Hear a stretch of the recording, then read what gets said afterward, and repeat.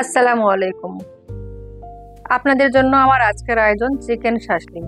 খুবই অল্প সময়ে এবং অল্প উপকরণে ভীষণ মজার একটি নাস্তা। চাইলে আপনারা বিকালের নাস্তায় চায়ের সাথে রাখতে পারেন, আবার মেহমান আসলেও আপনারা নাস্তা হিসাবে সার্ভ করতে পারবেন। আশা করছি সবাই পছন্দ করবে। চলুন তাহলে দেখে নিই এই চিকেন শাসলিক কিভাবে বানাতে হবে।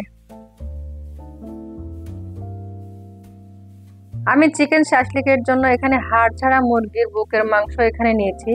মুরগির মাংসটা আমি আগে ধুয়ে তারপরে টিস্যু দিয়ে মুছে এভাবে মোটা কিউব করে কেটে নিয়েছি। শাসলিকের মাংস একটু মোটা বড় কিউব করে কাটা হয়।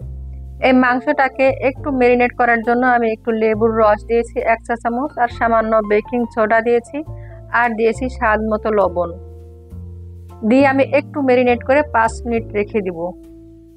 এই যে বেকিং সোডা, লেবুর রস আর যে লবণ দিলাম, এতে করে আমাদের মুরগির বুকের মাংস সহজে ড্রাই হয়ে যাবে না এবং অনেকক্ষণ পর্যন্ত এটা সফট থাকবে।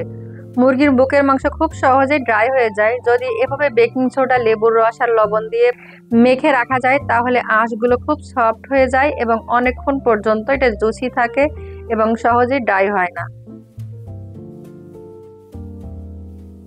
5 মিনিট পর এখন আমরা মশলা মিশাবো। এখানে দিয়ে দিচ্ছি আমি স্বাদ মতো লাল মরিচের গুঁড়া, আর জিরা গুঁড়া দিয়ে দিচ্ছি 1 চা চামচ, গোলমরিচের গুঁড়া দিয়ে দিচ্ছি হাফ টিস্পুন, আদা রসুন বাটা দিয়েছি 1 চা চামচ করে, সয়া সস এবং টমেটো কেচাপ দিচ্ছি 1 টেবিল চামচ করে।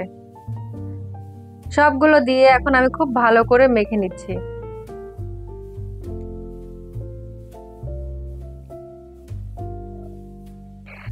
আমার মাখানো হয়ে গিয়েছে। এই পর্যায়ে আমি রান্নার সয়াবিন তেল দিব 1 টেবিল চামচ। তেলটা আগে দিতে যাবেন না, এতে করে মাংসের গায়ে মশলা কোট হবে না। এখন আমি কিছু সবজি অ্যাড করব।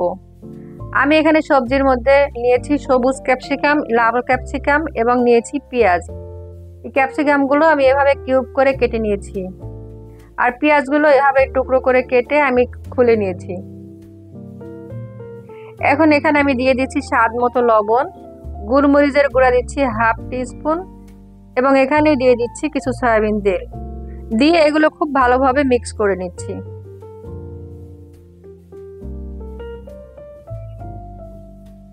এখন আমি মাংসগুলো শাসলিকের মতো করে গেঁথে নিচ্ছি। যে কাঠিতে গাঁথবেন সে কাঠিটা অবশ্যই 15 থেকে 20 মিনিট আগে পানিতে ভিজিয়ে রাখতে হবে, তা না হলে ভাজার সময় কাঠিটা পুড়ে যাবে। আর এখানে আমি প্রথমে দিয়েছি ক্যাপসিকাম, লাল ক্যাপসিকাম, তারপরে দিয়েছি পেঁয়াজ, তারপরে দিচ্ছি আমি মাংস। এরপর আবারও দিব সবুজ ক্যাপসিকাম, তারপর দিব পেঁয়াজ,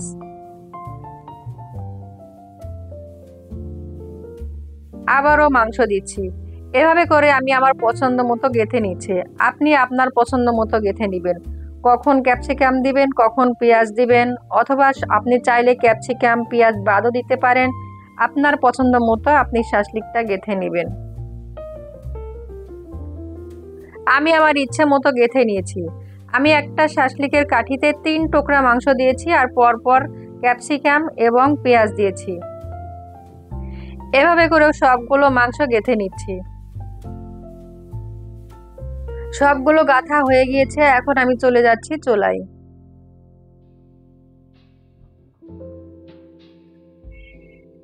চুলায় একটা প্যান বসিয়েছি, এখানে দিয়ে দিচ্ছি আমি রান্নার সয়াবিন তেল। আপনারা চাইলে বাটার অথবা ঘিও দিতে পারেন। এবার তেল একটু গরম হয়ে গেলে শাসলিকগুলো দিয়ে দিচ্ছি। একবারে খুব বেশি চাপাচাপি করে দেওয়ার দরকার নাই। শাসলিকটা দিয়ে আমি ঘুরিয়ে ফিরে একটু সেট করে নিচ্ছি। আর জালটা অবশ্যই মিডিয়াম থেকে লোতে থাকতে হবে। এভাবে 2 মিনিট ঘুরিয়ে ফিরিয়ে নেওয়ার পর আমি ঢাকনা দিয়ে ঢেকে রান্না করব 4 মিনিট।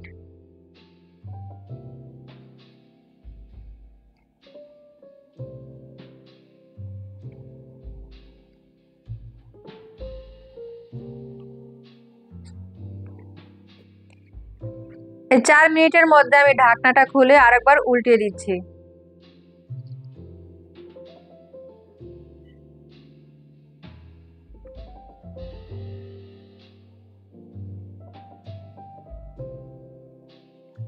সবগুলো শাসলিক উল্টানো হয়ে গেলে আবারও ঢাকনা দিয়ে ঢেকে রান্না করছি। এবার ঢাকনাটা খুলে সবগুলো মাংসের গায়ে যে তেল বের হয়েছে তেলগুলো ব্রাশ করে নিচ্ছি। এই তেলটা ব্রাশ করার কারণে মাংসের উপরে আর ড্রাই হয়ে যাবে না। সবগুলো মাংসের গায়ে তেল ব্রাশ করা হয়ে গেলে আমি এভাবে ঢেকে আবারও রান্না করব 4 মিনিট। মানে মোট 8 থেকে 9 মিনিট রান্না করলেই হয়ে যাবে, আর চেয়ে বেশি রান্না করার দরকার নাই। আমার সবগুলি শাসলিক রান্না করা হয়ে গিয়েছে, এখন আপনাদেরকে সার্ভ করে দেখাচ্ছি। এটা ম্যাক্সিমাম 8 থেকে 10 মিনিট রান্না করতে হবে, এর চেয়ে বেশি রান্না করা যাবে না, কারণ আমাদের মুরগির বুকের মাংস আগে থেকেই ম্যারিনেট করে রাখা, আর মুরগির বুকের মাংস এমনিতেই আমাদের খুব সহজেই সেদ্ধ হয়ে যায়। এর চেয়ে বেশি যদি রান্না করেন তাহলে আমাদের মুরগির বুকের মাংসের ভিতর থেকে ড্রাই হয়ে যাবে।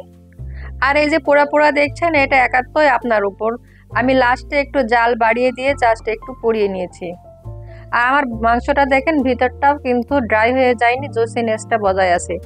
8 থেকে 10 মিনিট যদি রান্না করেন আপনার শাসলিকটাও ঠিক একই রকম জুসি হবে, সফট হবে এবং খেতেও অসাধারণ লাগবে।